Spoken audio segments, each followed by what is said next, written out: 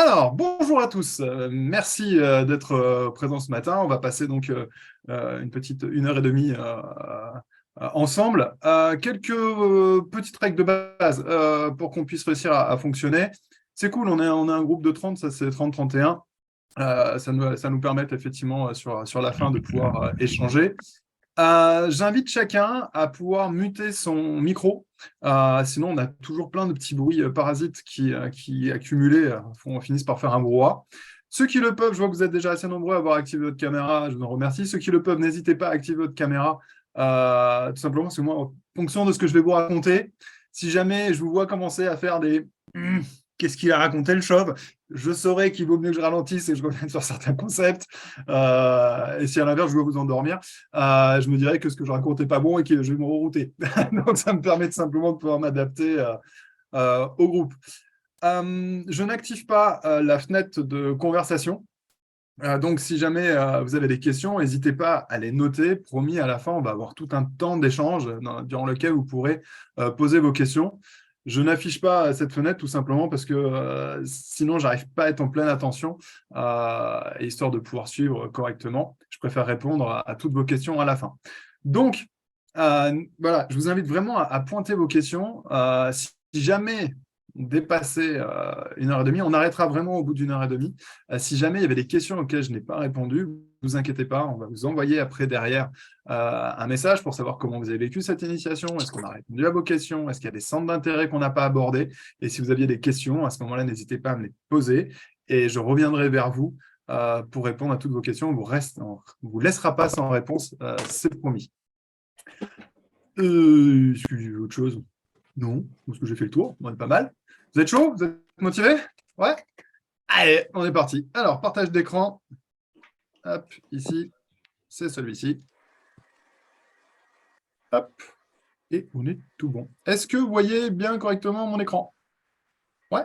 Super. Ah si, tiens, d'habitude j'ai un slide, un disclaimer. Ce que vous allez voir, les schémas, la méthodologie de BMO, on va vous partager beaucoup de choses. L'ensemble des travaux de BMO sont protégés dans les 164 pays membres signataires de l'OMC. L'idée, c'est pas de dire c'est nos slides, je veux pas que vous les preniez. On vous a même mis les slides, pas les nouveaux d'ailleurs. Tiens, je suis en train de penser, parce que vous allez bénéficier d'une nouvelle version. On va mettre donc les nouveaux slides dans vos espaces d'initiés. Vous avez vu qu'on vous a créé des espaces dans lesquels vous allez pouvoir trouver donc les slides qu'on va voir aujourd'hui. Vous avez même une section avec des ressources, beaucoup de ressources. Donc, si jamais il y a un slide ou un schéma qui vous plaît, il n'y a pas de problème que vous puissiez l'utiliser déjà à titre personnel, mais si vous voulez l'utiliser pour le mettre à destination d'un public, à ce moment, on vous demande tout simplement de nous prévenir. On regarde ensemble surtout que la pertinence du slide ou le slide reste pertinent alors qu'on le sort de son contexte. C'est tout simplement pour garantir la qualité de ce qu'on transmet et de s'assurer qu'on conserve cette qualité même dans la transmission. C'est la seule motivation qui nous a amené à protéger ces travaux. Ce petit point réglementaire étant passé, on va pouvoir entrer dans le vif du sujet. Neurosciences et sciences cognitives. Alors, pourquoi s'intéresser aux neurosciences? Les neurosciences ou les sciences cognitives se sont développées, et on le sait énormément depuis les 30 dernières années, mais principalement dans tout ce qui est domaine de la pathologie clinique. Dans les cadres de recherche de pathologie clinique, ça nous a permis de comprendre petit à petit finalement comment fonctionne le cerveau humain, et on s'est aperçu que la compréhension du fonctionnement de ce qu'on a entre les deux oreilles peut être également utile dans notre interaction avec nos environnements.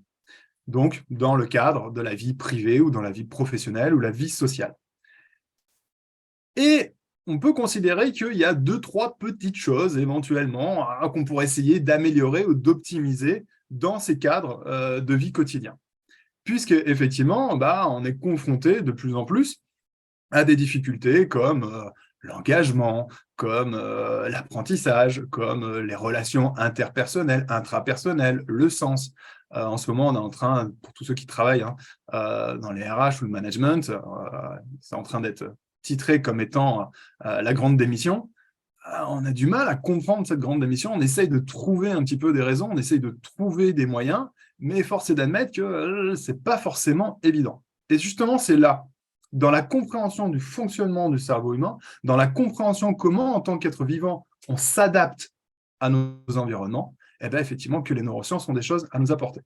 Donc moi, je m'appelle Guillaume Mathias, je suis expert donc, en neurosciences et sciences cognitives, je plonge dedans, je baigne dedans depuis un peu plus de 20 ans, et j'en ai fait mon domaine de spécialisation depuis le départ, c'est de comprendre comment, en tant qu'être vivant, nous nous adaptons à nos environnements. Et donc, ça nous a permis de pouvoir développer progressivement une approche transversale qui va allier à la fois la transversalité des sciences cognitives et des neurosciences. Pour essayer schématiquement de comprendre la différence entre les deux, en sciences cognitives, on va s'intéresser à la façon dont le cerveau traite les informations. Donc, on s'intéresse au traitement des flux. En neurosciences, on va plutôt s'intéresser à la structure qui supporte les flux. Donc là, la partie plus bio-orga ou neurobio ou neurochimique qui est derrière. Et donc, ces deux domaines de recherche qui fonctionnent très différemment.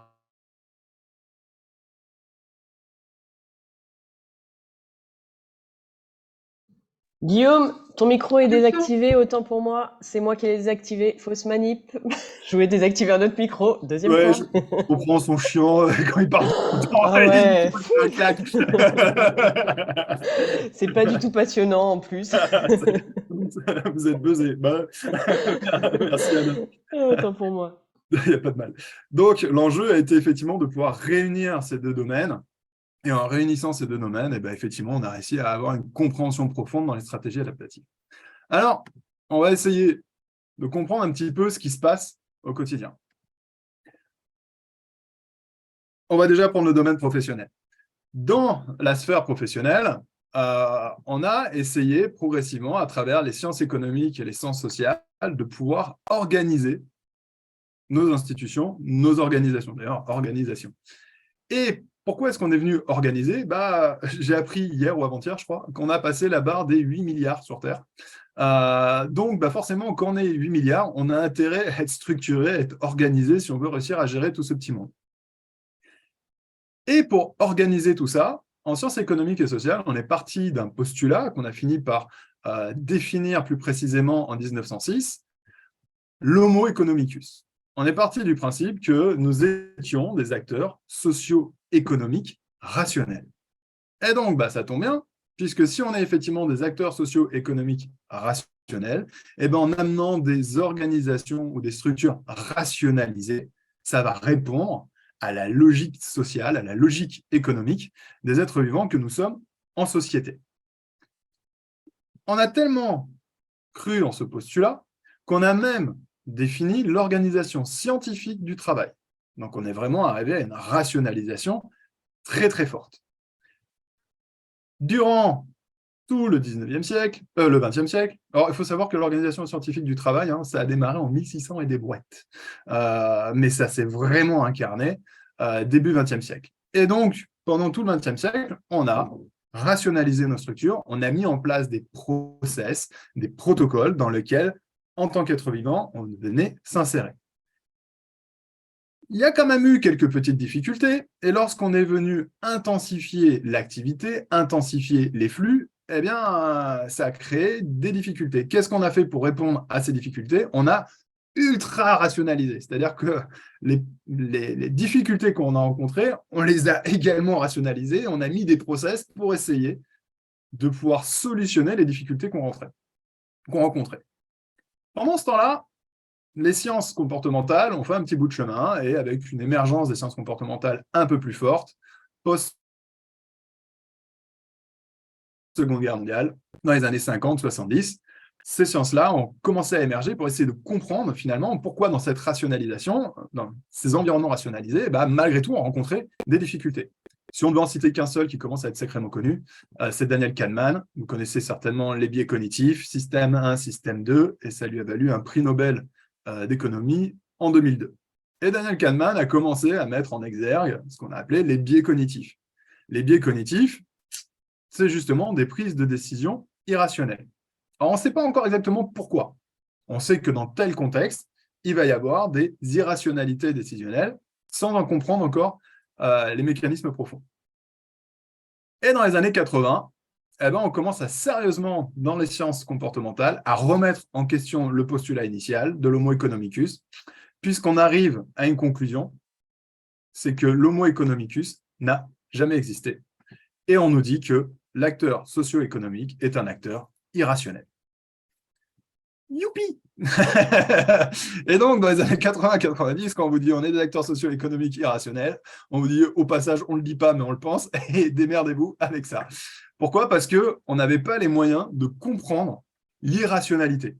On était capable de la constater, mais on n'était pas capable de la comprendre. Et là, inévitablement, lorsque vous créez des environnements rationalisés, voire hyper ou ultra rationalisés pour des acteurs socio-économiques irrationnels, dans ce paradoxe, forcément, ça crée de la friction. Si vous essayez de faire entrer un rond dans un carré, eh bien, soit ça va frotter durement, soit ça va laisser des grands vides. Et cette friction, c'est tout ce qu'on peut nommer comme étant le perte de sens, le désengagement, le burn-out, la dépression, ou à l'inverse, l'hyperconsommation, l'hyperengagement, etc., etc., etc. Et jusque dans les années 80 90, on est quand même bien embêté pour pouvoir expliquer cette irrationalité. On est capable de l'analyser, on est capable de la nommer, mais on a énormément de difficultés à pouvoir l'expliquer. Et c'est là, pour le coup, que l'essor des neurosciences, donc dans les années 80-90, et avec une énorme accélération depuis les années 2000, nous a permis de pouvoir comprendre ce qui se passe entre le moment perceptif, le moment où je vais percevoir mon environnement, et le moment où je vais déclencher une réponse adaptative. Entendez par réponse adaptative, physiologique, émotionnelle, cognitive, comportementale, etc., etc. Et jusqu'à maintenant, il nous manquait ce chaînon. En fait, on travaillait par empirisme, on testait quelque chose et on observait la réaction. Mais on ne comprenait pas ce qui se passait entre les deux. Et c'est ce que nous ont apporté les neurosciences. Au sein de BMO, ce qu'on a développé, c'est justement un moyen de comprendre ce qui se passe entre le moment perceptif et le moment adaptatif pour pouvoir résoudre ce paradoxe et apporter des solutions à la friction. Et c'est toute l'approche de BMO, et c'est ce qu'on va essayer de vous expliquer aujourd'hui.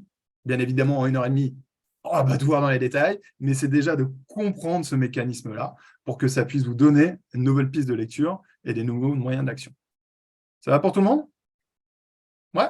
Alors, pour dérouler ça, on va procéder en 4 étapes. Comment résoudre le paradoxe de la rationalisation des environnements pour des acteurs socio-économiques irrationnels. En premier point, on va essayer de voir qu'est-ce que c'est qu'un environnement. Pourquoi ? Parce que nous sommes des organismes vivants, doués de la faculté de mouvement, qui devront développer en permanence des stratégies adaptatives à des environnements en perpétuel changement. Donc, en tant qu'organisme vivant, on doit s'adapter en permanence à nos environnements. On a cette chance, en fait, de pouvoir s'adapter. Parce qu'un organisme vivant qui n'a pas la capacité de s'adapter aux variations de son environnement, qu'est-ce qu'il fait ? Il meurt. Donc, nous, on a la chance de pouvoir s'adapter. On s'adapte à des environnements. Deuxième point, on va se poser une question qui peut paraître un petit peu tordue, mais vous allez voir que ça vaut le coup de se la poser. Est-ce qu'on est vraiment à l'origine de nos décisions ? Et ça, c'est quand même un point relativement crucial. Entendez par décision, stratégie adaptative. Ensuite, comment sont déclenchées ces fameuses stratégies adaptatives ? On va voir que dans le déclenchement des stratégies adaptatives, je vais vous introduire un concept qu'on appelle l'inéquation décisionnelle. Et ensuite, en 4e point, on va voir comment est-ce qu'on peut utiliser cette fameuse inéquation. Est-ce que le programme va pour tout le monde ? Ouais ? Ça m'arrange. Donc, on est parti. Première question. Ah, j'ai oublié un petit point de détail. Il n'est pas impossible que durant la prochaine heure que nous allons dérouler, il y ait 2-3 petits points qui grattent un peu, qui viennent chambouler un petit peu. Rassurez-vous, les effets secondaires s'atténuent assez rapidement dans le restant de la journée. Et si jamais ça devait déclencher des questions, vous aurez tout l'espace pour les poser dès qu'on aura abordé le point 4. Allez, on est parti. Qu'est-ce qu'un environnement ? Premier effet qui se coule, vous ne vivez pas dans le monde réel. Vous reconnaîtrez toutes les petites reconnaissances de Matrix dans le fond. Ce n'est pas une blague. Ça peut paraître une blague, ça peut paraître un scénario hollywoodien, mais on ne vit pas du tout dans le monde réel et on va en faire l'expérience durant les 10-15 prochaines minutes qui arrivent. Allez, on va s'amuser un petit peu. Là, vous pouvez activer vos micros. Quelle est la couleur de chaque face de ce cube ? Cédric ? Yes, gris en haut, blanc en bas. Gris en haut, blanc en bas. Est-ce que tout le monde est d'accord avec ça? Oui. Il y a différentes nuances de gris. Effectivement, il y a différentes nuances de gris, effectivement, mais on pourrait dire qu'il y a un gris foncé en haut et un gris clair en bas. Mm. Ouais. C'est ça. Au moins, on est tous à peu près d'accord pour dire que là, nous avons deux couleurs. Alors, je vais vous inviter à faire une petite expérience. Ah oui, pardon, c'est pas Laurent, ça. Non, ce sont les deux. On est tous sur la vidéo. C'est même pas certain que ça soit un cube. Je vois deux faces. Oui, il y a moi deux, aussi. ouais, il y a deux faces. Tu as dit que c'était un cube, mais moi, je vois pas de cube. Ah, oui. Aussi, on pourrait être. Mais est-ce que tu vois bien deux couleurs? L'ombre projetée peut me dire qu'il y a effectivement une 3D, Oui, c'est possible. mais ouais, je vois deux couleurs avec les dégradés expliqués par les autres également. Ok. Alors maintenant, je vous invite à faire une petite expérience. On se met un peu en distance et avec un doigt, je vous ai fait deux pointillés. Vous essayez de masquer ce qui est entre les deux pointillés là. Comme ça. Et en réalité, vous allez voir que la couleur qui est ici et la couleur qui est là est exactement la même. Il n'y a pas de différence de couleur entre les deux faces. Une fois que vous avez masqué ça, ici et ici, c'est la même couleur. Alors, si jamais il y en a qui ont des difficultés à le masquer avec les doigts, je l'ai fait pour vous. Touc. Et ici, on s'aperçoit bel et bien que la couleur qui est là et la couleur qui est ici est exactement la même. Si jamais j'ai des graphistes qui ont Photoshop, vous pouvez faire une capture d'écran, vous allez sur Photoshop, vous prenez la référence couleur, vous aurez la même référence. Ce n'est pas Photoshop qui bug, c'est votre cerveau. Pourtant, vous voyez bien que notre cerveau a bel et bien créé deux couleurs. On va s'amuser encore un petit peu. Qu'est-ce que vous voyez? Des personnes qui dansent. Bien joué. Est-ce que tout le monde voit des personnes qui dansent? Bah, c'est Des deux choses périnées différentes. féminins, des personnes qui. Des périnés féminis. Des périnés. Les nus féminins, je ne me serais jamais permis sur des slides grand public en visio. Non, je ne suis pas comme ça. Moi, je vois des corps de femmes avec des périnés. Est-ce que tu vois des gens qui dansent? J'y arrive difficilement. Est-ce que chacun arrive à voir des gens qui dansent? Oui, on voit les deux. Hein. Vous arrivez à voir les deux? On voit les deux. Nickel. Alors, il y a quand même une question assez importante à se poser ici. C'est que le flux d'informations, donc le flux visuel qui traverse votre rétine, reste inchangé. Et pourtant, votre cerveau peut voir soit des corps nus, soit des gens qui dansent. Pourtant, le flux d'informations qui traverse votre rétine reste inchangé. Donc, on ne vit pas dans le monde réel, mais on vit dans la représentation de celui-ci. On va aller un peu plus loin.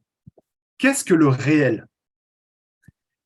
Eh bien, très honnêtement, dans la communauté scientifique, si on est honnête, on n'en sait rien, ou très, très, très peu. En fait, là, on arrive à peu près à avoir un consensus dans la communauté scientifique, c'est que on baigne dans un énorme bain d'informations. Autour de nous, il y a des milliards d'informations qu'on est loin d'avoir fini d'identifier. Et dans ce bain d'informations, en tant qu'organisme vivant, on va en percevoir une infime partie. Comment on les perçoit? Par nos sens. Nos sens, c'est quoi? Ce sont des récepteurs. Si on prend par exemple le sens du toucher, c'est un récepteur.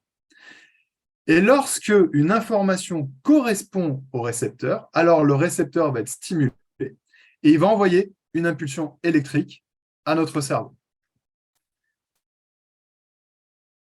Notre cerveau va percevoir à peu près 11 millions d'unités de bits d'information par seconde. Mais notre cerveau ne va recevoir que des impulsions électriques. Et il ne va recevoir des impulsions électriques que par les récepteurs qui ont été stimulés par une information correspondante. On va faire une petite expérience. Je vous invite tous à lever la main droite, ça marche mieux avec la droite. Hop, généralement, on essaie de voir un peu le pouce, ça marche mieux. Et on bouge un peu la main, on essaye de l'orienter un petit peu sur la droite ou sur la gauche. OK? Là. En faisant ça, qui est capable de me dire en ce moment ce qui est diffusé sur RTL2? Personne? Ben non, pourquoi? Pourquoi? Les ondes, les informations RTL2 traversent notre main, mais on n'a pas de récepteur. Si on n'a pas de récepteurs qui correspondent à RTL2, eh bien les récepteurs ne sont pas stimulés, il n'y a pas d'impulsion électrique et ça ne peut pas être perçu. Ça ne veut pas dire que ça n'est pas autour de nous, mais ça n'existe pas dans notre tête parce qu'il n'y a pas de stimulation particulière. Donc, déjà, de ce qui est autour de nous, on n'en perçoit qu'une infime partie.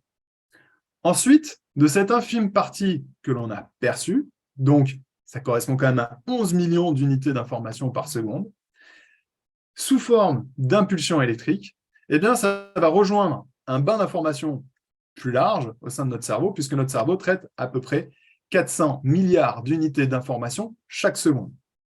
Alors, comment est-ce qu'on passe de 11 millions à 400 milliards? Tout simplement parce que notre cerveau ne fait pas que traiter de l'information perçue. Il y a énormément d'informations qui sont liées à la gestion de la physio, des états homostatiques, enfin des états d'équilibre, etc., etc. Et puis en plus, sur les 11 millions perçus, les informations sont éclatées pour être venues traitées dans différentes zones de notre cerveau.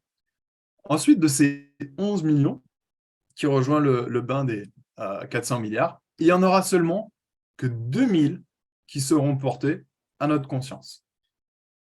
Donc, sur 11 millions d'unités d'information perçues, seulement 2000 vont nous servir à se construire une représentation de ce que l'on a perçu.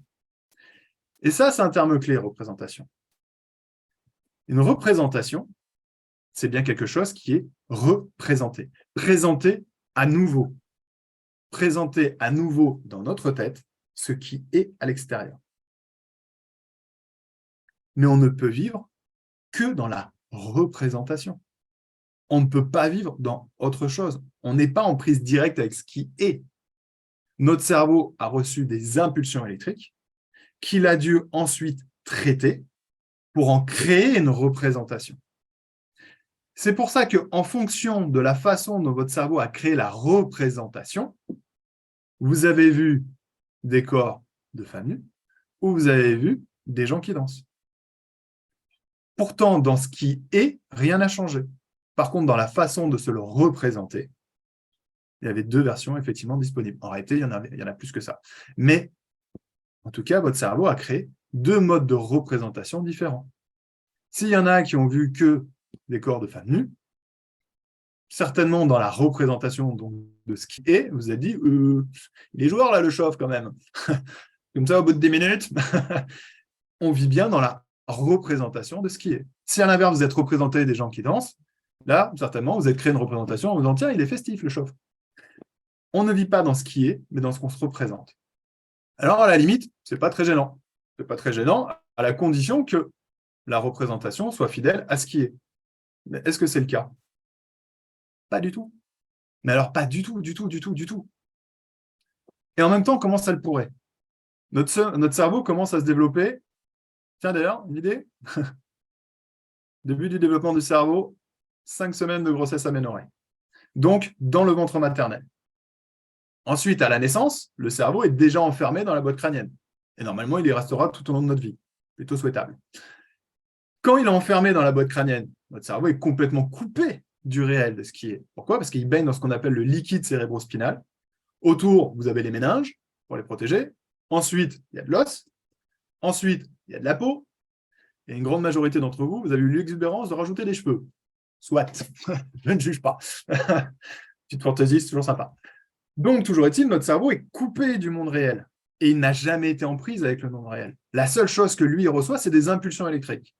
Donc, il a bien fallu qu'il crée son code de représentation, son code de traduction des représentations. Et ça lui appartient. Par exemple, si on regarde derrière moi, on voit du bleu, du vert, jaune. Je vais m'arrêter là, je suis un homme, je vais nommer cette couleur. Bleu canard, ça ne veut rien dire pour moi. Les couleurs qu'on voit derrière moi, elles existent dans votre tête. Par contre, dans le monde réel, elles n'existent pas. La couleur n'existe pas. La couleur est une pure création de notre cerveau. Là où on est à peu près d'accord, c'est que dans le monde réel, dans le bain d'informations, ce qui existe, c'est juste des photons qui oscillent à différentes fréquences. Et en fonction de la fréquence d'oscillation, eh bien, ça ne va pas stimuler nos récepteurs de la même manière, ça ne va pas envoyer les mêmes impulsions électriques. Et donc, notre cerveau, pour pouvoir mieux appréhender nos environnements et être capable de s'adapter plus vite à nos environnements, eh bien, il a créé une représentation par code couleur, tout simplement. Et ce que je suis en train de vous raconter sur la couleur, c'est vrai pour tout. C'est-à-dire que, Je n'ai pas un crayon à papier, mais en admettant que j'ai un crayon à papier, quelqu'un qui n'a jamais vu un crayon à papier, bah pour certains, ça va être une broche pour accrocher les cheveux, certainement pas moi, ou un tuteur, ou autre chose. C'est votre cerveau qui va créer la représentation de ce qu'il a perçu. Et autant vous dire que la représentation, on partage des systèmes communs, comme le fait d'avoir une modalité de couleur par rapport à l'oscillation de fréquence des photons. Mais ce qui va être intégré dans la construction de nos systèmes de représentation, c'est également notre expérience, notre culture, nos apprentissages, etc., qui sont conditionnés dans nos mémoires. Et en fonction des informations qu'on a dans les mémoires, eh bien, on va traduire différemment les flux perçus. Ce qui fait que on va tous se créer des systèmes de représentation très différents. Or, en tant qu'organisme vivant, on s'adapte aux environnements qui existent dans notre tête, pas par rapport à ce qui est réellement autour de nous. C'est ce qu'on appelle l'illusion du réel. Et comme on est pris dans cette illusion, et quand on étudie comment un individu s'adapte à l'environnement, en réalité, on va l'analyser par rapport à la façon dont il existe dans notre tête à nous. Mais comme c'est différent dans la tête de notre interlocuteur, eh bien souvent, ces stratégies adaptatives, on ne les comprend pas. Pourquoi? Parce que ce n'est pas cohérent avec notre système de représentation. Bien évidemment, après, derrière, on peut encore approfondir comment l'individu crée ses représentations. On ne va pas le faire là en live, il faut à peu près 20 heures. Mais c'est de bien comprendre que si on veut comprendre comment un individu s'adapte à un environnement, il ne faut pas étudier comment il s'adapte à ce qui est, mais ce qui existe dans sa tête. Faute de quoi, on passe totalement à côté de l'analyse. Ça va pour tout le monde? Allez, histoire de finir de vous convaincre qu'on vit avec ce qui existe dans notre tête, mais pas avec ce qui est à l'extérieur. Vous avez ici une croix noire et tout autour des taches violettes. Et il y en a une qui disparaît successivement l'une après l'autre. Maintenant, je vous invite à fixer la croix noire. Et vous ne détachez pas vos yeux de la croix noire. Et vous n'entendez plus que le son de ma voix. Non, je déconne. Fixez juste la croix noire. Et là, qu'est-ce qui se passe? Une boule verte. Exactement. Les taches violettes disparaissent au profit d'une tache verte. Maintenant, je vous invite à essayer de regarder la tache verte. Ah elle disparaît. Les taches violettes reviennent. Vous voyez que le flux d'informations ne change pas. En revanche, ça va venir perturber le système de représentation de votre cerveau et il va pouvoir se représenter différentes choses. On ne vit que dans notre tête. Ce qui fait que lorsque, bon là c'est difficile, on est en écran, mais lorsqu'on est en face à face et qu'on vient ensemble échanger sur un stylo, en réalité, on n'échange pas sur ce qui est entre nous, c'est-à-dire le stylo, mais on est en train d'échanger sur la construction de la représentation que je me fais du stylo dans ma tête avec la représentation que l'individu se fait du stylo dans sa tête. Et ça, c'est un point absolument fondamental, c'est un réflexe qu'il faut réussir à acquérir, c'est d'arrêter d'échanger sur quelque chose qui serait entre, mais plutôt deux formes d'existence qui existent dans la tête de chacun. Le premier réflexe, si on veut vraiment comprendre quelqu'un, c'est d'aller explorer son système de représentation. Pour ça, on a un outil fantastique qui s'appelle l'art du questionnement. La puissance de la question. Okay. Autre point fondamental.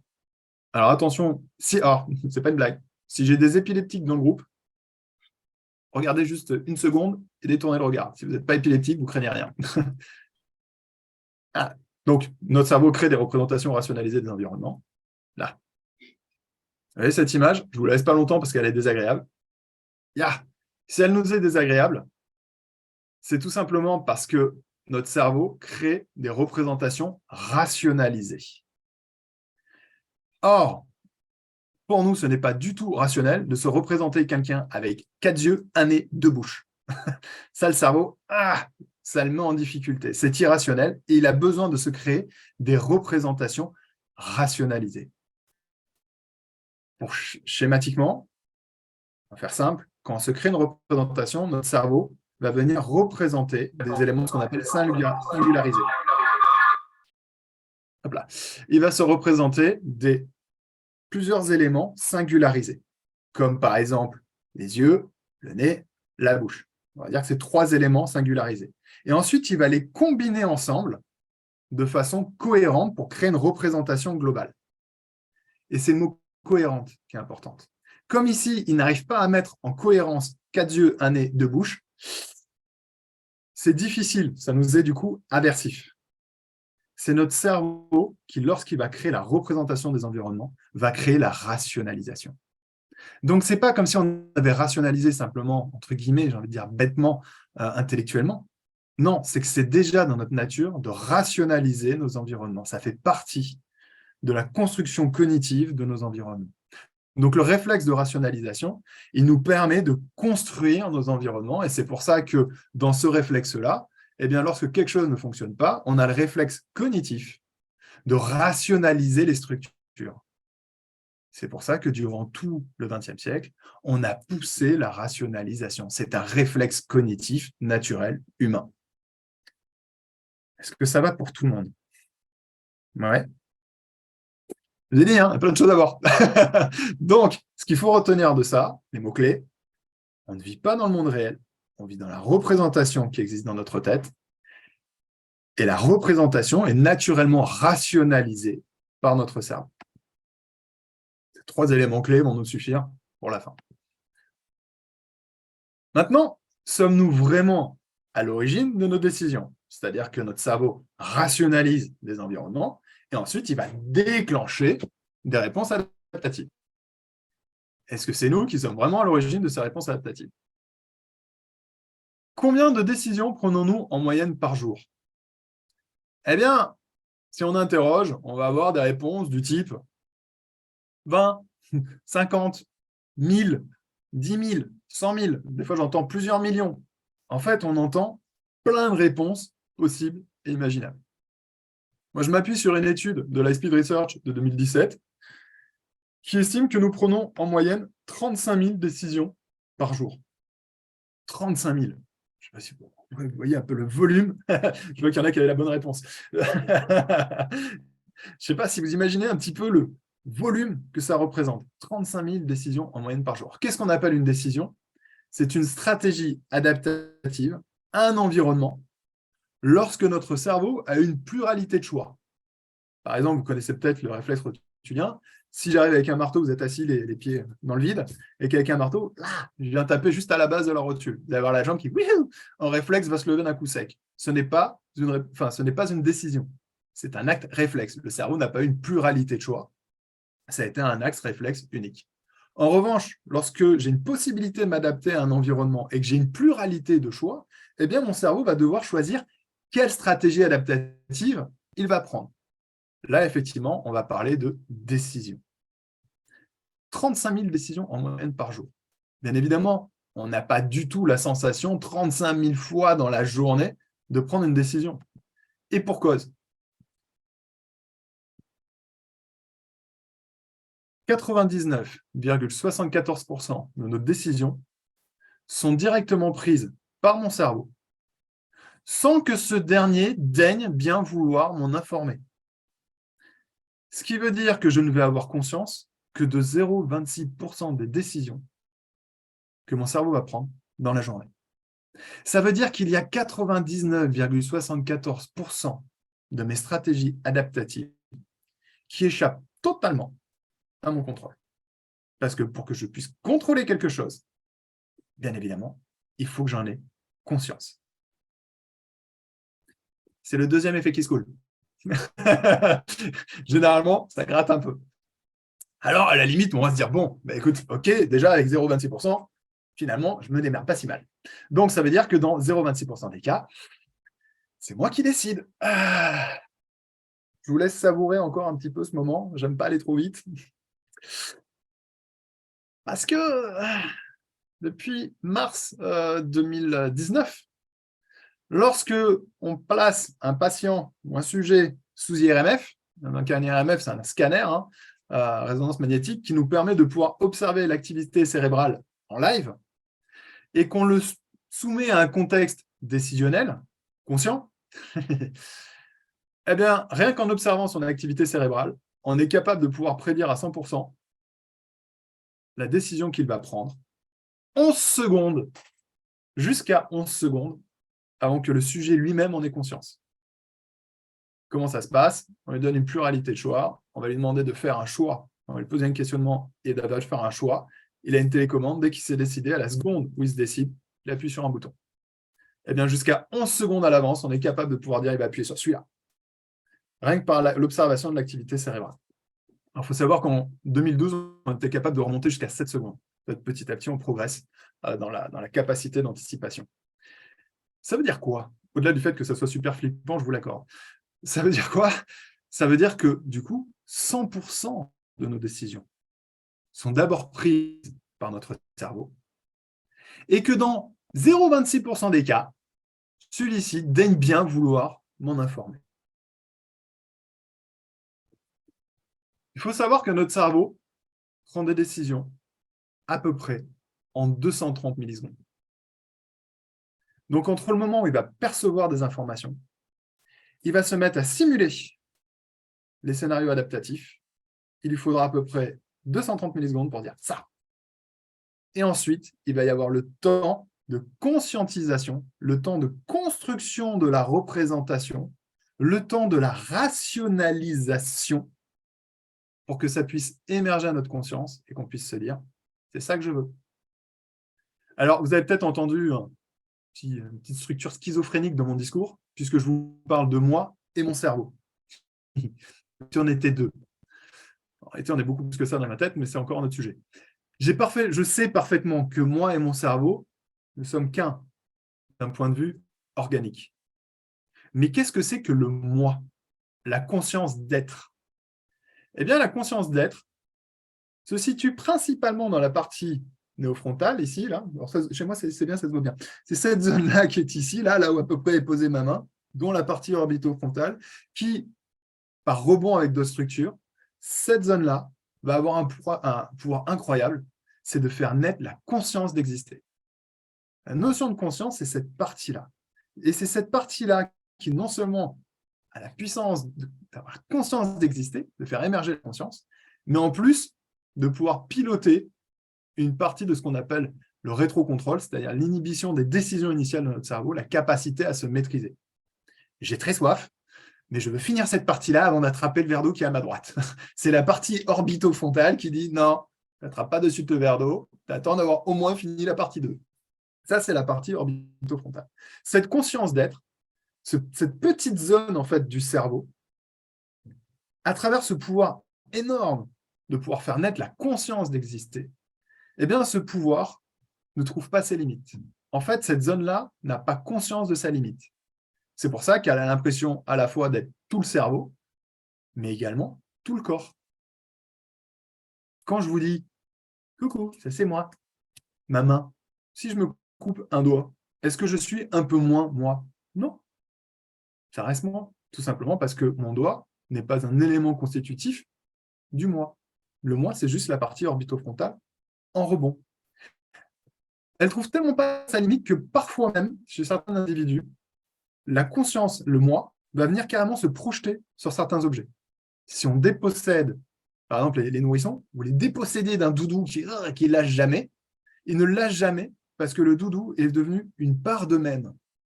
Et ils vont avoir l'impression d'être dépossédés d'une part de qui ils sont.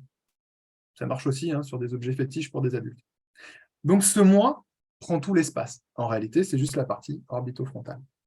On va essayer de toucher la frontière du moi, conscient-inconscient. Il y a un petit exercice. Vous avez conscience qu'on se parle en permanence dans notre tête? Là, certainement, en ce moment, vous êtes en train de vous dire « Oh là là, mais qu'est-ce qu'il raconte le chauve là ?» Parti complètement en cacahuète, celui-là. Donc, on se parle dans notre tête. Vous entendez cette voix? Alors, rassurez-vous, c'est tout à fait normal et naturel que vous entendiez cette voix, à la condition que ça soit votre voix. Si vous entendez des voix qui ne sont pas votre voix, c'est un autre problème. Tant que c'est votre voix, tout va bien.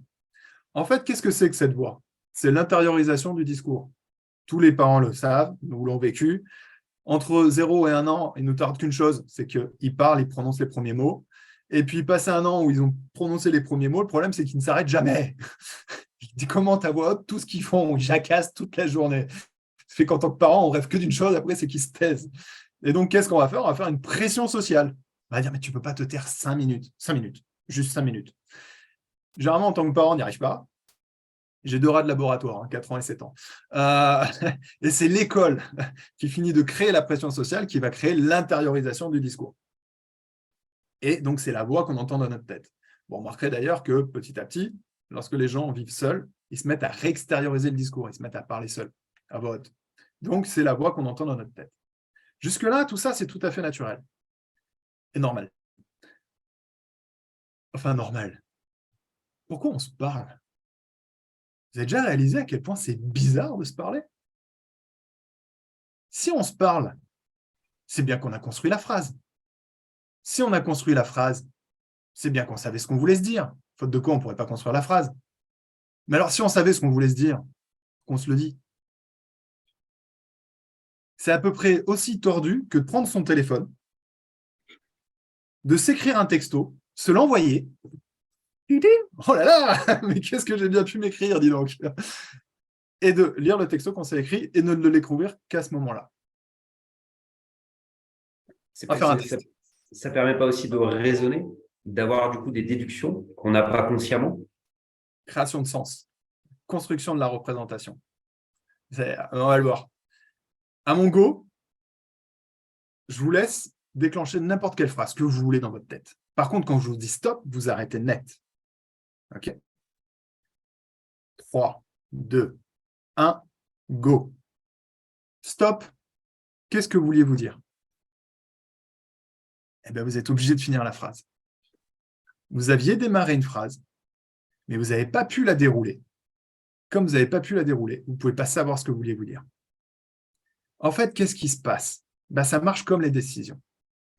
L'intention du message est construite en dehors de la partie néofrontale.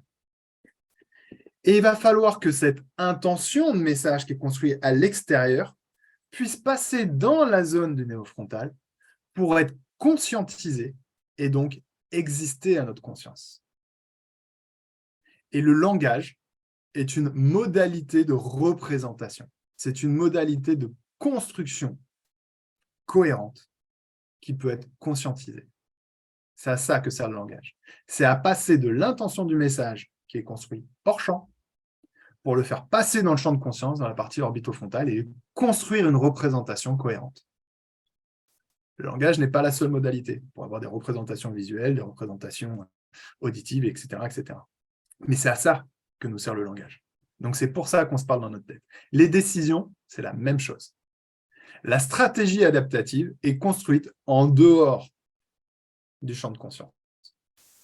Et il va falloir une modalité de représentation pour qu'on puisse en avoir conscience. C'est ce qui se passe dans 0,26% des cas.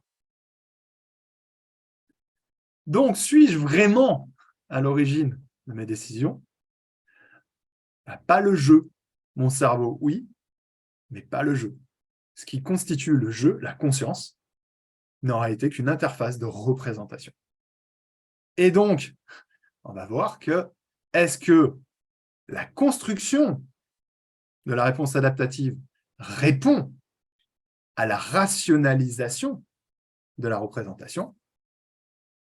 Je ne sais pas. On va voir. Sommes-nous vraiment rationnels? Allez, à main levée, qui considère qu'il est important d'être en bonne santé dans la vie? La santé, c'est quand même quelque chose de super important. Gardez bien la main levée. OK? On garde la main levée. Ouais, on est à peu près tous d'accord là-dessus. Qui considère que faire du sport est important pour la santé? Ouais, on garde à peu près tous la main levée. OK. Maintenant, qui considère faire suffisamment de sport chaque jour pour être en bonne santé? Ouais, ça se tient quand même. Pas mal, pas mal. Pour tous ceux qui ont baissé la main, c'est bon, on peut baisser la main. Pour tous ceux qui ont baissé la main, vous voyez le paradoxe? Vous voyez où on commence à rentrer dans l'irrationalité? Pourquoi? On considère que c'est super important d'être en bonne santé. On sait, techniquement parlant, ce qu'on a à faire pour pouvoir le rester. Est-ce qu'on le fait vraiment? Ça picote. Alors, tous ceux qui ont baissé la main, alors félicitations pour ceux qui ont gardé la main levée. Au moins, là, il y a eu une continuité entre la stratégie adaptative et la rationalisation.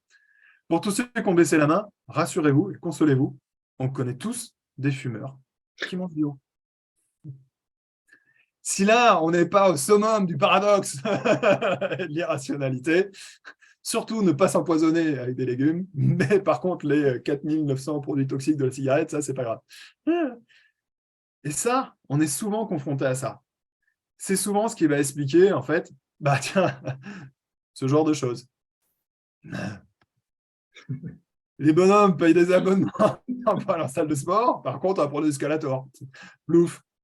Et si vous observez bien, on est blindé d'irrationalité de ce type-là. Pourquoi? Parce que l'intention adaptative ne répond pas à la rationalisation de nos environnements, à la rationalisation de la construction de sens que l'on donne à nos systèmes de représentation. Ce sont deux mécanismes très différents. Du coup, comment sont déclenchées et construites nos stratégies adaptatives?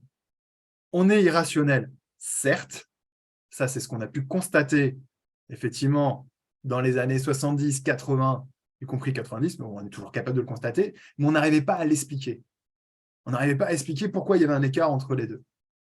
Ce qu'on est maintenant capable de comprendre, c'est la logique de construction de nos stratégies adaptatives. Elle est logique, mais pas rationnelle. Pour pouvoir comprendre ça, on va plonger en plein cœur de notre cerveau, dans le système limbique. Donc, pour faire simple, vous avez le tronc cérébral, le système limbique et le néocortex.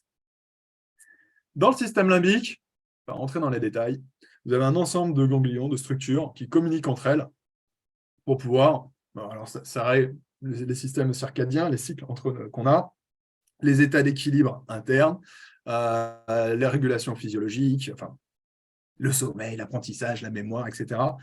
Beaucoup de choses qui se trouvent dans cette zone-là. Schématiquement, comment fonctionne notre système limbique vis-à-vis des flux de perception? On l'a vu, notre cerveau perçoit à peu près 11 millions d'unités d'informations perçues chaque seconde.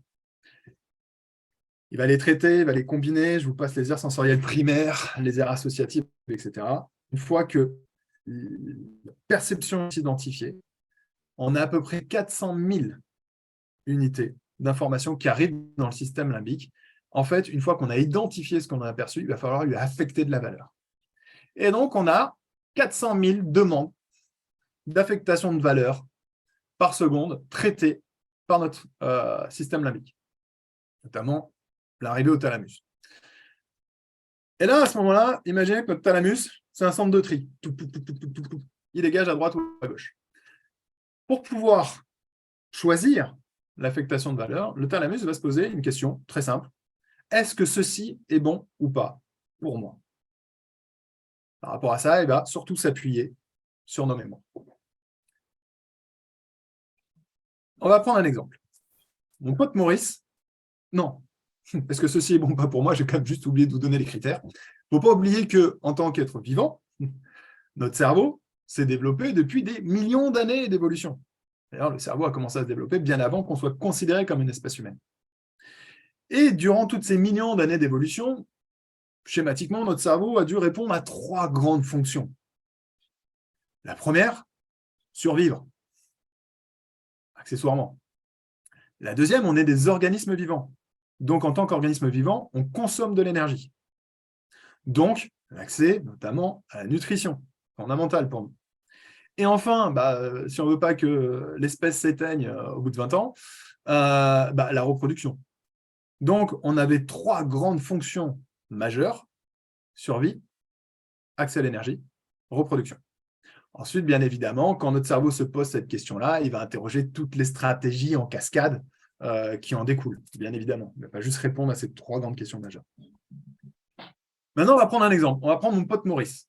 Mon pote Maurice, c'est l'homme de Cro-Magnon, il est il y a 25 000 ans.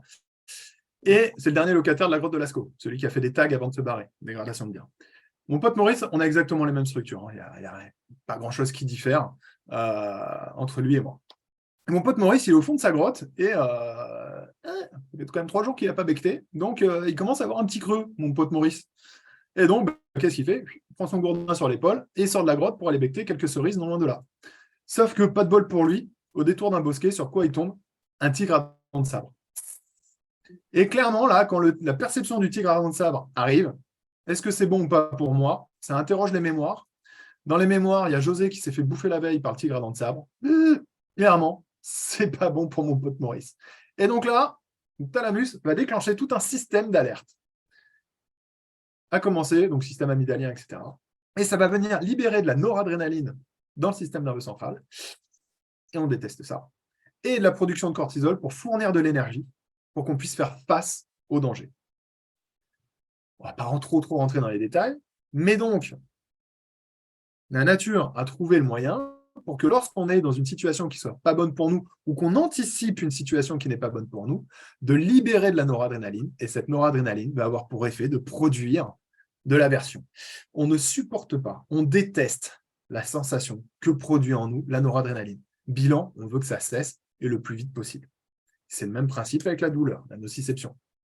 C'est une sensation physiologique à laquelle on est aversif. Et donc, généralement, quand on se fait mal, vous savez, quand on se tape le petit doigt de pied sur l'angle de table, là, déjà, on a une réponse adaptative verbale qui donne rarement les plus belles phrases de la langue française, mais surtout, on va frotter pour essayer que ça s'arrête le plus vite possible. Donc là, il y a la nociception, mais la production également de noradrénaline et qui produit l'aversion. Mon pote Maurice, finalement, on se dit, je vais venger José. Il se lance dans un combat héroïque sur le tigre à dents de sabre. Et après, multe détails dont je vous tairai parce qu'on s'en fout, mon pote Maurice finit par dézinguer le tigre à dents de sabre qui finira en tapis devant la grotte de Lascaux. Et mon pote Maurice peut aller manger des cerises. Lorsqu'il arrive au pied du cerisier, qu'est-ce qui se passe à ce moment-là? Notre cerveau perçoit les cerises, traitement des flux, ça arrive dans le système limbique. Est-ce que ceci est bon pas pour moi? Oui, bien sûr que c'est super bon. C'est blindé de glucides, de vitamines, de minéraux, etc., qui sont très très bonnes pour notre survie. À ce moment-là, le cerveau, qu'est-ce qu'il va faire? Eh bien, il va venir nous récompenser d'avoir trouvé quelque chose qui est bon pour nous. Et à ce moment-là, j'ai oublié d'appuyer là-dessus, à ce moment-là, il va venir libérer un neurotransmetteur qu'on commence à connaître, qui est la dopamine. Lorsqu'on va avoir une décharge de dopamine, on va avoir une sensation de plaisir. Comme par exemple, lorsque vous croquez dans une cerise bien mûre, c'est bon, super bien sucré en plus. Vous voyez, vous sentez un peu la salivation? Eh bien, et le plaisir que l'on va ressentir, c'est la conséquence de la libération de dopamine. Ok? Ouais, mais là, la nature, elle se dit, attends, est-ce que récompenser une personne suffit à la mettre en mouvement? Il faut qu'il y ait une raison, la récompense. Vous allez, je suis sûr que vous êtes en train de vous poser la question en ce moment pour préparer les cadeaux de Noël. Comment trouver un cadeau à quelqu'un qui fasse plaisir quand il possède déjà tout?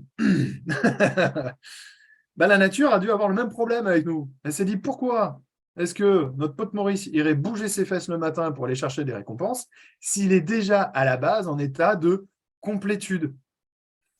Si on est en état de complétude absolue, que tout va bien dans le meilleur des mondes, il n'y a aucune raison qu'on bouge nos fesses le matin pour aller chercher des choses qui sont bonnes pour nous. Donc, qu'est-ce qu'elle a fait la nature à ce moment-là? Elle s'est dit, attends, ce qu'on va faire, on va faire coup double. Ok, quand il trouve quelque chose de bon, il aura de la dopamine, il aura une sensation de plaisir, mais surtout, je vais lui créer un manque. C'est-à-dire que si jamais il n'a pas un taux de concentration suffisant de dopamine, il sera en crise de manque. Comme il sera en crise de manque, il sera en état de tension. Vu qu'il sera en état de tension, il va se mettre en mouvement pour réduire l'état de tension.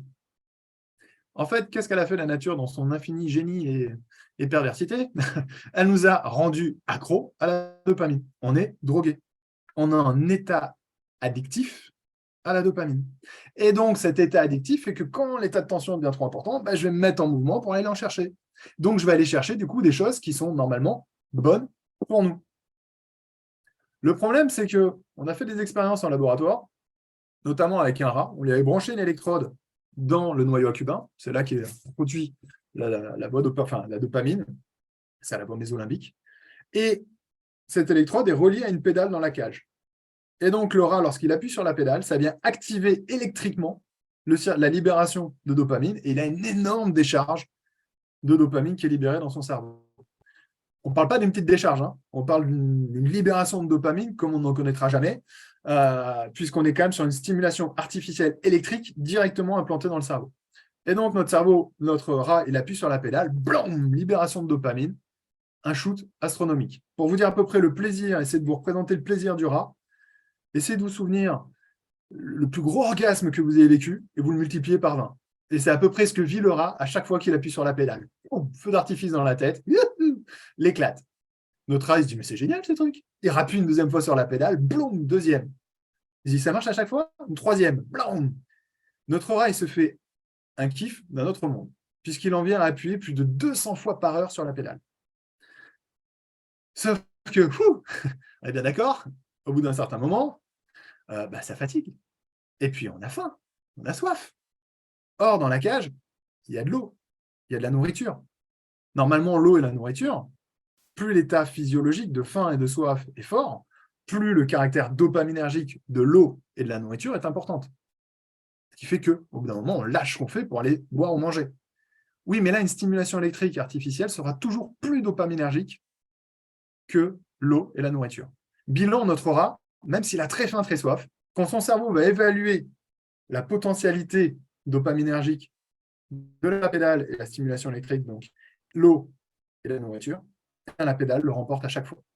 Bilan, il ne lâchera jamais la pédale et malheureusement, il mourra d'épuisement. Donc là, la nature s'est dit, attends, si on laisse que ce mécanisme-là, tu vas voir que ces couillons d'humains, ils vont nous trouver the stratégie dopaminergique, on se demande bien laquelle, ils vont faire plus que ça, et on est tous foutus. Donc il fallait que la nature trouve un moyen de faire en sorte qu'on ne s'enferme pas dans une monotâche. Et donc, pour éviter ça, eh bien, la nature nous a rendus certes accros à la dopamine, mais également à l'ocytocine, à la sérotonine et aux endorphines. Et les contextes de production de chacun d'eux sont différents. Bilan, lorsque je suis en tension au niveau de la dopamine, oui, je vais trouver une stratégie de satisfaction addictive liée à la dopamine pour calmer l'état de tension. Mais en attendant, l'ocytocine, la sérotonine et les endorphines, les états addictifs se creusent, les tensions addictives se creusent. Ce qui fait qu'au bout d'un moment, je vais lâcher la dopamine pour aller satisfaire mes états homostatiques liés à l'ocytocine. Et puis, je vais lâcher l'ocytocine, chercher la sérotonine. Et puis, quand j'ai trouvé la sérotonine, je vais chercher les endorphines, etc., etc., etc., etc. En fait, lorsqu'on parle de mécanismes addictifs, lorsqu'on parle de personnes en situation d'addiction, on vient chercher les pathologies cliniques. Vous connaissez le terme dans le cadre des pathologies cliniques qui sont les cas extrêmes. Mais les drogues, en réalité, activent ces circuits-là, mais dans des situations extrêmes. On est tous en addiction permanente. Ce que je suis en train de vous dire, c'est qu'on est tous des drogués. Tout ce que nous faisons dans la vie, tout, sans aucune exception, sont des stratégies de satisfaction addictive. L'enjeu est de maintenir des états d'équilibre internes. État d'équilibre volontairement déstabilisé pour qu'on se mette en mouvement et donc qu'on puisse satisfaire les besoins de nutrition, de survie et de reproduction. Et il est là le secret. C'est que les stratégies adaptatives que nous déclenchons ne sont pas là pour être rationnelles. Elles sont là pour maintenir des états homostatiques, des états d'équilibre internes sur des mécanismes addictifs et aversifs. C'est la mécanique qui nous met en mouvement. Alors, on pourrait se dire, c'est pas cool d'être tous des drogués. Mais si, c'est cool. Parce que si jamais on n'était pas des drogués, on n'aurait pas d'état de tension. Pas d'état de tension, pas de mouvement. Pas de mouvement, pas de vie. Bien évidemment, le but du jeu, c'est de ne pas partir sur les extrêmes. Plus de tension ne veut pas dire plus de vie. Par contre, attention, c'est vraiment un état d'équilibre. Okay. Est-ce que ça va pour tout le monde, ça? Alors, attention à une autre chose, c'est que, par exemple, toutes les drogues, à exception quasiment, par la morphine, qui est un dérivé des endorphines, sont à minima dopaminergiques. À minima, c'est-à-dire qu'en fait, elles vont ouvrir le robinet de dopamine de façon beaucoup plus forte et beaucoup plus longue que ce qu'on va trouver naturellement au quotidien. Mais si toutes les drogues sont dopaminergiques, vous remarquerez qu'on ne consomme pas tous les mêmes drogues. Par exemple, Philippe, lui, le samedi soir, il ne tourne qu'à la cocaïne et ne jouera que par la cocaïne. Alors que Rosalie, elle, c'est l'ecstasy. Géraldine, elle, c'est le 3 feuilles. Et Giorgio, surtout, ne pas toucher à son whisky. Tout ça sont des stratégies de satisfaction addictive à la dopamine, mais on n'a pas tous les mêmes stratégies pour venir activer les conditions de production de dopamine. Qui plus est, on n'a pas tous la même sensibilité. Certaines personnes vont, parce que c'est les états homostatiques, vous savez que plus on en a, plus on en veut. Donc, par exemple, des gens qui ont l'habitude de se shooter à la sérotonine, eh ben, ils vont avoir tendance à aller plutôt chercher des hauts niveaux de sérotonine et un peu moins sur l'ocytocine ou la dopamine. Ou alors parce que je suis très en stress, donc je produis beaucoup de noradrénaline, j'ai un état aversif, je vais avoir besoin d'aller compenser. Donc, certaines personnes vont être très attirées par les conditions de production rapides et fortes de dopamine. Mais c'est bien ces mécanismes-là qu'il faut étudier, parce qu'ils ne répondent pas forcément à la raison. Par contre, ils répondent à la logique du vivant, à la logique des états addictifs et aversifs, à la logique des états homostatiques. Alors, je sais qu'il y a, pour pas mal, c'est des nouveaux termes. N'hésitez pas à les noter, on fait des super scores au Scrabble avec ça. Il y a des H, il y a des Y, il y a des J, il y a des... Donc, ce qu'il faut retenir ici, c'est que tout ce que nous faisons, sans aucune exception, sont des stratégies de satisfaction addictives ou aversives. On l'a ici sous forme de schéma. Maintenant, on perçoit quelque chose. En fait, en réalité, une situation n'est jamais que dopaminergique ou que oxytocinergique ou que facteur de noradrénaline, cortisol. Alors, sincèrement, c'est super chiant de répéter toute la journée noradrénaline, cortisol. Donc, j'en ai fait une contraction purement maison. On a appelé ça le Noracort. Noradrénaline, cortisol. Cherchez pas Noracort sur Internet, ça n'existe pas. C'est une recette maison. Donc, c'est la contraction de noradrénaline et cortisol. Donc, on n'a jamais une situation pure Noracort, ou pure dopamine, ou pure ocytocine. C'est des combinaisons. Notre cerveau perçoit un environnement. Le système limbique va venir se dire, ça produit un peu de Noracort, mais également, et beaucoup de dopamine, un petit peu d'ocytocine, pas du tout de sérotonine, pas du tout d'endorphine. Donc, c'est des jeux de composition. Il y a toujours les deux côtés. Maintenant, comment on déclenche la stratégie adaptative? Eh bien, suivez bien.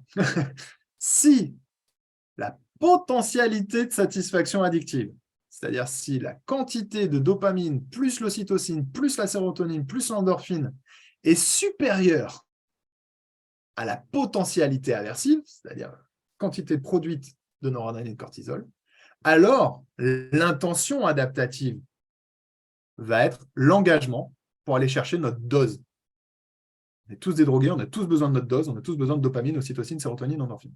Donc, on va aller s'engager pour aller chercher notre shoot, pour aller chercher notre dose.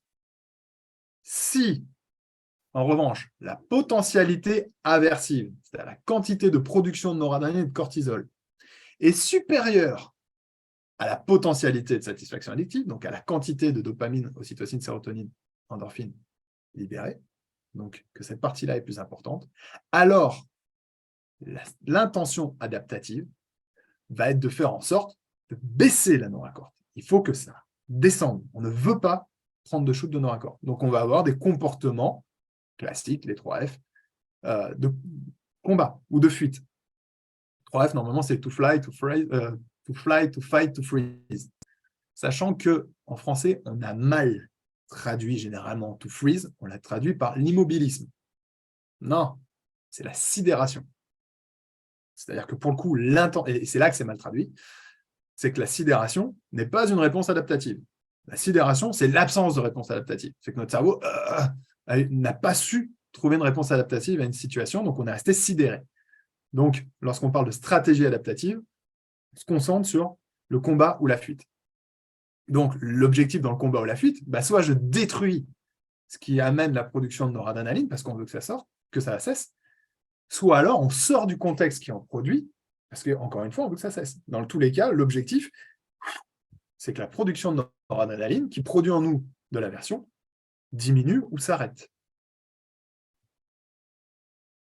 OK? Jusque-là, tout va bien? On avance? Donc, en fonction, c'est pour ça qu'on parle d'une inéquation décisionnelle. On n'aura jamais un équilibre parfait entre les deux termes, heureusement. En revanche, quand on a une hésitation, on est proche. J'y vais ou j'y vais pas, je sors ou je sors pas, je le fais ou je le fais pas.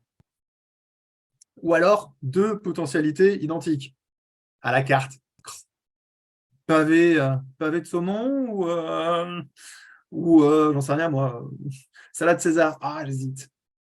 Ils ont des potentialités de satisfaction addictive proches, similaires. Donc, on n'arrive pas à savoir laquelle amènera la plus grande satisfaction.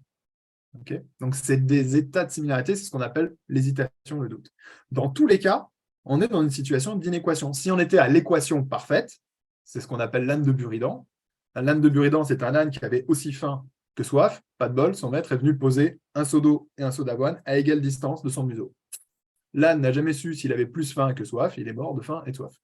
On fait des morts. Donc ça serait l'équation parfaite, l'équilibre parfait entre les deux termes. Heureusement pour nous, il y a toujours un déséquilibre en faveur de l'un ou de l'autre. C'est pour ça qu'on parle de l'inéquation décisionnelle. Donc ça, c'est ce qui détermine l'intention. Maintenant, on voit bien que lorsqu'on s'adapte à une situation, OK, on a donné la direction intentionnelle, mais ce qui va faire la différence, après, c'est la motivation à se mettre en mouvement. À quelle intensité je vais me mettre en mouvement? Eh bien, ça, c'est en corrélation directe avec le niveau de potentialité de satisfaction addictive ou avec le niveau de potentialité aversive. Si vous avez que 50 cm de vide sur le côté, on va dire, oh, il faut que je fasse attention de ne pas tomber. Oui, bien sûr que la chute, dans tous les cas, serait un facteur d'aversion. Vous pourrez éventuellement s'égratiner ou se faire un peu mal à la cheville, mais elle est relativement faible à 50 cm. Donc, le taux de production de noradrénaline, de noracorde, est faible. En revanche, quand vous avez un vide de 100 mètres sur le côté, là, pour le coup, l'aversion, donc la production de noradrénaline est beaucoup, beaucoup, beaucoup plus forte. Donc, la motivation à faire gaffe est d'autant plus élevée. Okay. Ça, c'est pour ce qui concerne donc, la motivation à être en fuite ou en combat ou en évitement est fort. Si je vous dis, vous ne le savez pas, mais avant la visio, juste avant la visio, je suis venu poser une pièce de 1 € de votre paillasson devant chez vous. Oui, c'est une optimisation des ressources, c'est un facteur dopaminergique. Cool, c'est gentil, mais j'irai le chercher plus tard. La motivation à me mettre en mouvement pour aller le chercher est faible. Si par contre, je vous dis, j'ai déposé un lingot d'or sur votre paillasson, non, partez pas, c'était une connerie. La motivation à y aller va être beaucoup plus forte. Pourquoi? Parce que la valeur, la potentialité de satisfaction dopaminergique d'1 € est nettement inférieure à celle, bien évidemment, d'un lingot d'or. La potentialité de satisfaction addictive sera beaucoup plus forte. C'est ce qui va déterminer le niveau de motivation, l'état de tension à se mettre en mouvement. Voilà, toujours pour tout le monde? Ouais? Ok. Restez là-dessus pour le moment. Vous êtes contents d'être venus, hein? On ne vit pas dans le monde réel, on n'est pas à l'origine de nos décisions et on est tous des drogués. Tadam! J'en ai conscience que ça fait beaucoup pour 1 heure. Maintenant, on va essayer de voir comment, je crois qu'on a une petite demi-heure, ouais, on a 20 minutes. Comment est-ce qu'on peut utiliser ça? Alors, attention, c'est gentil, je préviens l'avance. Amis arachnophobes, la prochaine image ne va pas vous plaire.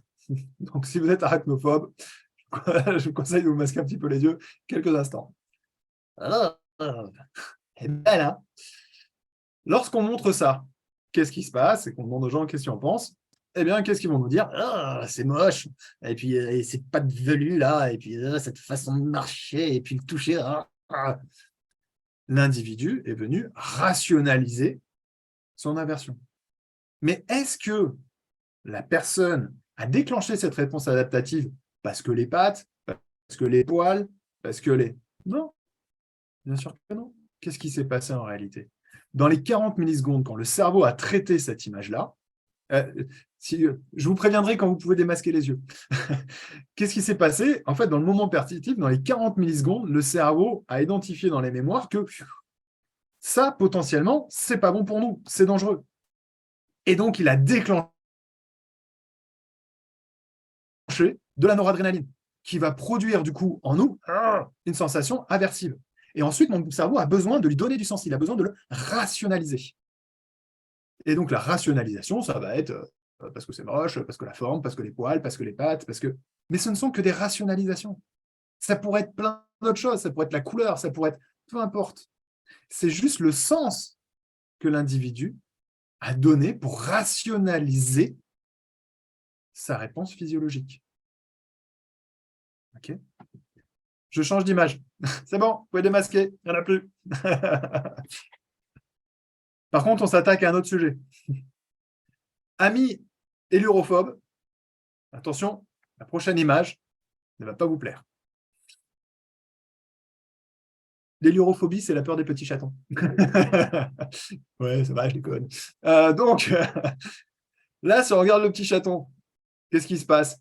Là, les micros sont coupés, mais je suis sûr que s'ils étaient allumés, comme on l'a en salle, en conférence, on entend « Oh, il est mignon !» Et donc, pourquoi est-ce qu'il est mignon? Si on demande aux gens, ils vont faire « Oh, bah regarde, ces grosses popotes, ces petites oreilles, petites frimouses, là, oh, on dirait qu'il nous manque quelque chose avec la tête sur le côté, etc. » C'est une rationalisation. Ce n'est pas les vraies raisons.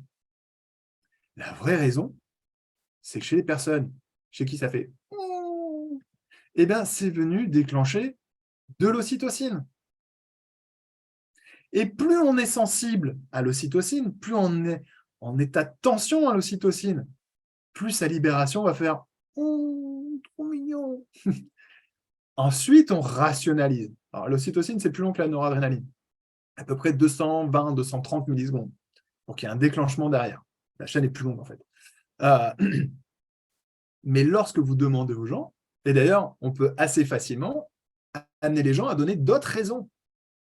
Parce que ce ne sont pas les raisons qui ont déclenché le comportement. C'est ce qui était avant. C'est les déclencheurs des mécanismes addictifs et aversifs. Ensuite, on a rationalisé. Est-ce que ça va pour tout le monde?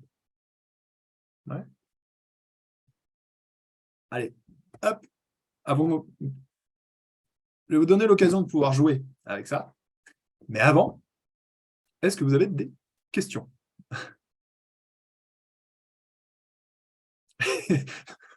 J'ai tué tout le monde. Avec Pierre. Non, pas de questions? Alors, j'ai deux possibilités face à ça. Soit c'est parce que tout était clair, fluide, limpide, cohérent, d'une légèreté absolue, je le prends. Ou alors c'est parce que c'était assommant et qu'on n'a rien compris. Ça, c'est pas possible. Ok, une question peut-être. Après, je ne sais pas si je vais trop loin, mais comment du coup manipuler ces représentations pour atteindre ces objectifs avec des tactiques Alors, d'ancrage, la etc. sienne ou celle d'autrui? La sienne pour pouvoir atteindre ces objectifs. Alors, Mais c'est peut-être plus tard que tu vas aborder ça, peut-être. Non. non, on a déjà vu beaucoup de choses, mais maintenant je vais répondre au cas par cas. Notre cerveau, je vous ai dit, il se construit des représentations. Donc, il perçoit des choses et il se construit une représentation. On reste simple, on est en initiation. Mais la construction des représentations, en réalité, n'est pas liée que au flux de perception. En fait, les flux de perception viennent déclencher des choses en mémoire. Et donc, entre ce que j'ai perçu, il y a l'imaginaire qui vient s'imbriquer dedans. Donc, il y a une partie qui provient de l'imaginaire, ce qu'on appelle l'imagerie motrice, et une autre qui vient des flux de perception. Les deux se combinent et ça nous permet de se créer une représentation de ce qui est autour de nous. Donc, en réalité, ce qui est autour de nous, c'est de l'imaginaire déclenché par des flux de perception. Du coup, quand je déclenche l'imaginaire, non pas par rapport au flux de perception, mais simplement par rapport à ma conscience, par exemple, imaginer un arbre, on a l'impression que c'est que de l'imaginaire et que c'est sans impact. Si, ça a un impact. Parce que mon cerveau a énormément de mal à faire la différence entre la représentation qui est construite ou déclenchée par la perception ou qui est déclenchée par la cognition. Ce qui fait que mon cerveau va quand même se préparer, en partie comme si ça venait de la perception, au cas où. Si jamais vous avez un doute sur le fait que notre imaginaire peut déclencher des états physiologiques en nous, je vous invite ce soir dans l'intimité. Mettez dans votre chambre, vous éteignez la lumière, vous allongez sur le dos, vous fermez les yeux, et là, vous laissez venir les pensées les plus érotiques que vous puissiez avoir, le fantasme le plus absolu que vous pouvez avoir. On est bien d'accord que ce n'est que dans l'imaginaire. Mais osez me dire que votre corps ne réagit pas, en partie comme si c'était réel. bien sûr qu'il va réagir. Pourquoi? Parce comme il a du mal à faire la part des choses entre la construction imaginaire qu'on a fait et les flux de perception, il va quand même se préparer physiologiquement au cas où. Donc, comment on peut tromper notre cerveau pour venir déclencher des mécanismes? Eh bien, déjà, par la capacité à construire ce qu'on appelle des images mentales. Après, il y a une certaine, après, ça serait long de décortiquer tout ça, mais il y a plein de méthodologies. En fait, une image mentale, ça vient faire appel à Projection mentale. des mémoires. Bon, on parle de projection mentale, effectivement, pour visualiser, ancrer en fait les émotions liées à cette projection, qui permet de te conditionner. Et effectivement, là, du coup, moi, j'apprends plein de vocabulaire, là, c'est génial. Tout ce que je me parlais dans ma tête, si tu veux, là, j'ai les mots maintenant. Ça permet de modifier ta représentation et donc, du coup, d'atteindre ton objectif, quoi. Enfin, alors, après, ça dépend de l'objectif que tu t'es fixé. En tout cas, tu peux te donner les conditions physiologiques et les états de tension qui vont être favorables ou plus favorables à l'atteinte de l'objectif. Ouais, je parle, par exemple, tu parlais effectivement d'avoir un objectif d'avoir une vie saine. Et effectivement, arrêter de fumer, arrêter tout un tas de choses. Effectivement, grâce à des mécanismes comme ça, donc là, je découvre plein de vocabulaire, je suis en effervescence, c'est top. J'ai arrêté plein de choses, je me suis mis au sport, j'ai hyper rationalisé beaucoup de choses. Mais ça passe aussi par des petites techniques. Donc, je parle de l'ancrage, mais je suppose que ça se trouve, il y en a plein d'autres. Hier, d'attaquer, par exemple, hier, je suis rentré en vélo, j'ai fait 25 km pour rentrer du boulot, c'était la nuit, il pleuvait, etc. Et je me suis dit 10 fois, c'est génial ce que je suis en train de faire, c'est génial ce que je suis en train de faire. Et à la fin, j'avais l'impression que c'était vraiment bien ce que j'étais en train de faire. Donc, alors, justement, tiens, on prend cet exemple-là. Qu'est-ce qui se passe? Dans cette rationalisation-là, tu en fais une rationalisation, déjà, tu atteins ton objectif. C'est-à-dire que tu es déjà en train de te dire, hey, j'arrive à le faire. Et quand tu atteins un objectif, c'est des shoots de dopamine. Ah, ok. Quand tu l'atteins, l'atteinte des objectifs fait partie des conditions de production de shoots de dopamine. En plus, ça te permet d'arriver avec une nouvelle revendication de toi-même. En te disant, hey, ça y est, le je suis, c'est un facteur de shoot de sérotonine. Or, la potentialité de satisfaction addictive de ce contexte, ça va bien être D plus S. T'amènes un shoot de satisfaction. En revanche, si jamais tu étais fatigué, mauvaise nutrition, mauvaise gestion du sommeil, mauvaise gestion de la cognition, tu vas avoir peu de ressources physiologiques disponibles. Or, dans les contextes de production de noradrénaline, on a l'effort. L'effort, c'est quoi? Ressources à fournir sur ressources disponibles. Si jamais tes ressources disponibles sont faibles, eh bien, faire du vélo va faire un ratio dans les ressources à fournir sur ressources disponibles élevé. L'effort va être élevé. Donc, la production de noradrénaline va être de plus en plus élevée. Moins tu auras de ressources, plus la production de noradrénaline sera forte. Et si ça se trouve, elle va devenir plus forte que la potentialité de satisfaction addictive. Et on abandonne la stratégie. C'est pour ça qu'avant de partir, je mange un peu. Par exemple. Exactement, par exemple. Et donc, ça va te donner des ressources physio. Donc, la noradrénaline va baisser. La noradrénaline va baisser. La potentialité de satisfaction addictive, du coup, va être plus élevée que la potentialité aversive. Tu vas prendre ton vélo, tu vas le faire. Voilà le type de jonglage. Oui, Anders? Une petite question. Par contre, là, maintenant, si j'ai envie de faire quelque chose, donc dans ces cas-là, je vais me créer les stratégies moi-même. Mais par contre, quelqu'un qui n'a pas envie de changer. Maintenant, j'ai mon voisin que moi, je trouve, c'est pas bon pour sa santé de fumer. Comment je peux est-ce que je peux d'ailleurs faire en sorte qu'il crée ses propres stratégies? Alors, c'est là qu'on arrive, la base du modèle que je suis en train de vous montrer là. Est-ce que c'est une stratégie? Est-ce que c'est une méthode de manipulation? Oui, clairement. On est en plein cœur des mécanismes de ce qui mettent en mouvement les individus. Manipuler, mettre en mouvement. D'accord? Donc, et c'est certainement des outils les plus puissants que je connaisse là-dessus. Donc, se pose la question éthique. Est-ce que j'ai le droit de manipuler n'importe qui, n'importe comment, pour n'importe quoi? Le fait que ça manipule, moi, ça ne me pose aucun problème. Quelqu'un qui est sur le bord d'une falaise, qui s'apprête à sauter, j'ai aucun problème à le manipuler pour faire en sorte qu'il recule et qu'il n'attende pas à sa vie. En revanche, quelqu'un qui manipulerait parce que le mec, il hésite à sauter pour qu'il saute, là, ça va me déranger. Donc, la question, ça va être l'intention d'usage. Là, votre voisin, il n'y a pas de demande.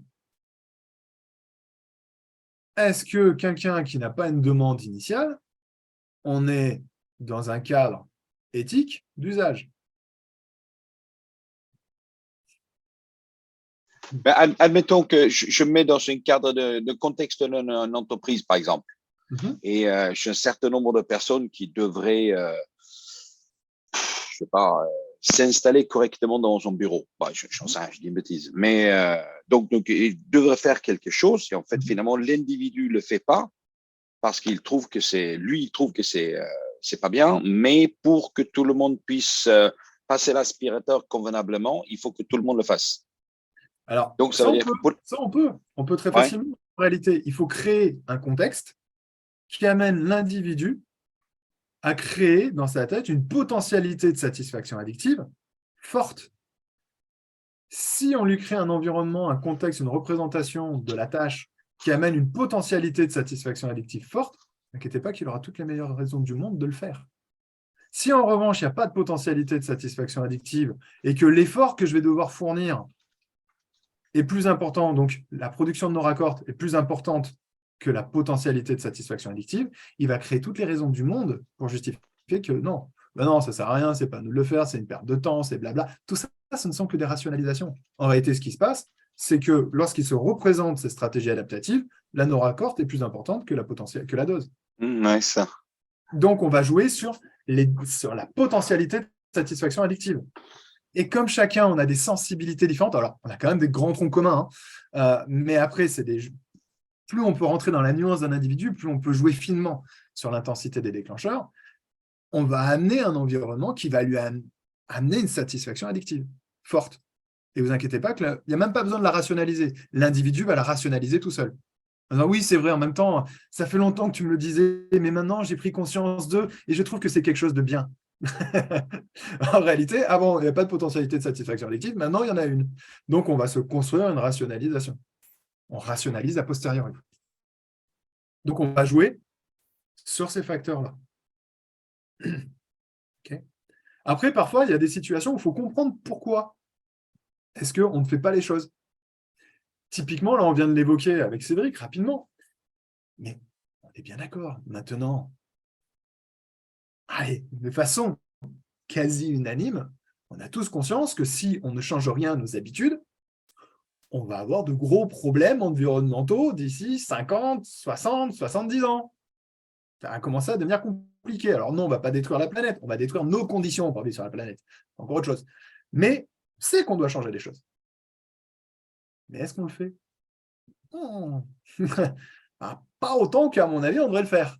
Mais pourquoi on ne le déclenche pas? Ce n'est pas tout de savoir ce qu'on devrait faire. C'est pourquoi on ne déclenche pas. Eh bien, pourquoi? Parce que là, ici, c'est une version simplifiée d'une équation, donc ça reste accessible. Mais le temps impacte les intensités.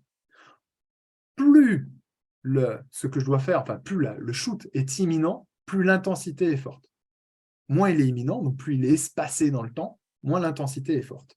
On me demande de faire des efforts maintenant, donc de perdre une partie de mes stratégies de satisfaction addictive actuelles. Donc, quand on perd des stratégies, c'est un facteur de production de noradrénaline. On me demande de faire des efforts maintenant, c'est de la noradrénaline, pour un bénéfice probable dans 50, 60, 70 ans. Donc, j'ai une imminence aversive très forte maintenant pour une potentialité de satisfaction addictive en réalité très faible, parce que très éloignée dans le temps. Qu'est-ce qui se passe dans une équation? C'est la no-raccord qui le gagne. Les gens qui aujourd'hui sont très engagés dans l'écologie, le déclencheur, il n'est pas lié au fait de sauver la planète. C'est que de se mettre en mouvement dans une dynamique écologique leur amène des satisfactions imminentes, basées sur l'ocytocine, la sérotonine, le lien social et les facteurs de reconnaissance. Pas pour les facteurs de reconnaissance. Asna? Je pense que c'était pas pour moi. J'ai pas la traduction. Donc, le temps vient impacter les potentialités. Si on veut changer les comportements, faut pas aller jouer sur les facteurs de « ça sera mieux dans 70 ans ». C'est la même chose pour l'épargne. Quand on dit aux gens « épargnez pour votre retraite », à 30 ans, on s'en fout. On me demande de faire un effort financier là, maintenant, ressources à fournir sur ressources disponibles, avec un effort très fort, très important, donc noradrénaline, pour que dans 30 ans ou 40 ans, j'ai peut-être de quoi survivre. Potentialité de satisfaction addictive éloignée, donc potentialité diminuée. La noradrénaline prend le dessus, jusqu'à ce que petit à petit, l'âge de la retraite arrive. Et là, d'un seul coup, la potentialité de satisfaction addictive augmente. Pourquoi? Parce que l'imminence est de plus en plus importante. Et donc, ça renverse. Et puis en plus, normalement, si on a réussi notre plan de carrière, et que du coup, on peut commencer à capitaliser pour la retraite, les ressources qu'on a disponibles sont plus importantes. Donc, l'effort financier sera moins important. L'effort financier est moins important, la noradrénaline diminue. L'imminence de récupérer nos gains dans 10 ans, enfin, qu'on se sert de ces gains-là dans 10 ans, augmente. Le rapport s'inverse. On se met à épargner quand on le peut. Okay. Par contre, ce qui est important, c'est de comprendre comment l'individu le rationalise pour comprendre comment il a mis ça en cohérence. Mais il ne faut pas être dupe de la rationalisation. Il faut regarder les déclencheurs qui sont derrière. Et là, pour le coup, on a la vraie dynamique. Si quelqu'un me dit « Oh non, faut aller courir aujourd'hui, t'es sûr, nanana, blabla », pourquoi?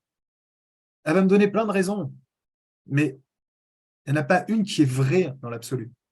Il faut aller regarder derrière ce qui se passe. Est-ce que c'est les ressources physio? Est-ce que c'est des frustrations de sérotonine? Parce que quand je vais courir avec toi, forcément, tu es toujours 10 km devant, j'ai l'impression d'être nul. Est-ce que c'est parce que je suis en tension oxytocinergique et quand on court, on ne parle pas? On n'est pas côte à côte. Moi, je préfère qu'on soit assis tous les deux et qu'on puisse échanger vraiment. Et là, j'ai besoin d'ocytocine en ce moment. Et que je n'ai pas dans le contexte de la course, quand tu es devant. Je vais être joueur. J'aime bien être joueur. Messieurs, on la connaît, cette phrase. Oh, j'ai rien à mettre. Le dressing est blindé. Il y a des fringues à plus savoir qu'en faire. Et j'ai rien à me mettre. Nous, en tant que mec, tu te fous de moi, quoi. T'as vu tout ce que t'as? Nous, on le prend dans la rationalisation. Comment tu oses me dire que tu n'as rien à te mettre? Tu as 40 robes, pantalons, jupes, hauts, chemisiers, chaussures, chemisiers, etc., intersaison, saison, etc. Nous, on ne le comprend pas si on reste dans la rationalisation. Réponse, bourrin, tu te fous de moi, quoi. Commence déjà par faire du vide, on verra après. Mais non, ce n'est pas ça qui est dit. C'est que les vêtements sont des facteurs sérotoninergiques. C'est des façons de pouvoir se revendiquer de qui on est. Dans quel état je suis, dans quel état d'esprit, quelle est mon humeur, avec qui je vais être, qu'est-ce que j'ai envie que les gens puissent comprendre de moi, en accord avec la saison et les modes. Et c'est vrai que pour combiner tout ça dans une stratégie sérotoninergique, il faut un panel très large. Et effectivement, à ce moment-là, il y a un besoin de reconnaissance, il y a un besoin d'écoute, pas de solution. Ah, gars, ce sont des déclencheurs. Nous, les mecs, on est très sensibles à la sérotonine. Et donc, dans la sérotonine, c'est la revendication de « je sais ». C'est « je suis capable ». Vous savez, quand on a monté une étagère Ikea, en gros 2 équerres et une planche, j'arrive. Et moi, c'est pas moi. Hein. Et si elle est gentille, elle va nous féliciter. Nous, on est contents. Shoot de sérotonine. Arrêtez, 2 équerres et une planche, quoi. Okay, donc, on est très sensible à ça. Et donc, qu'est-ce qu'on va faire? Un problème, une solution. Si je n'ai pas de solution, ça frustre ma sérotonine. Donc, mais bien, ce n'est pas de ma faute. Que, les équerres, elles ne sont pas angle droit, ce n'est pas possible. Okay, on va rationaliser derrière. En réalité, derrière la rationalisation, il faut comprendre quels sont les déclencheurs. Là pour chacun?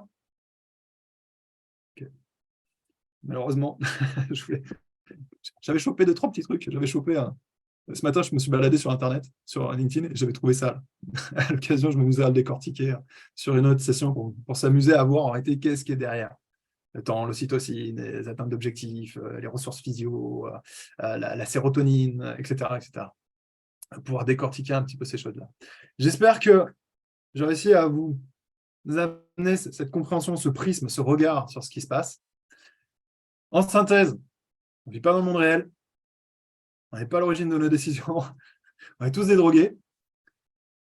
Mais la bonne nouvelle, c'est que si on comprend la façon dont l'individu rationalise ces environnements et comment, logiquement, vont être déclenchées les stratégies adaptatives, eh bien, on peut venir combiner les deux et ça évite les zones de friction, et ça évite, ça permet de réduire, même de stopper toutes les problématiques potentielles que l'on peut rencontrer en combinant les deux.